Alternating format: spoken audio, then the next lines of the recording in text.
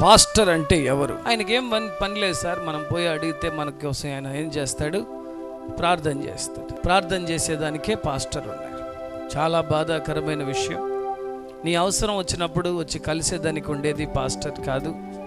Pastor అనేవాళ్ళు ఎవరంటే ప్రవక్త. He's a profit of God.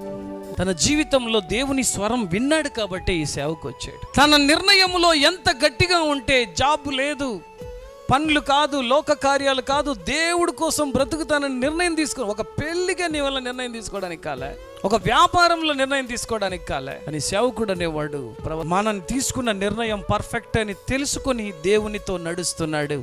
ఆయన నోటి గుండా మీకు చెప్పబడే మాటలు దేవుని మాటలు. దాన్నే వినేదానికి పనులంతా మాని మనం వచ్చున్నాం. ఇంతసేపు పాటలు పాడి స్తుతించి ఆరాధన చేసి మనం వినేదానికి వచ్చిందేమి? దేవుని యొక్క వాక్యమును. హల్లెలూయా.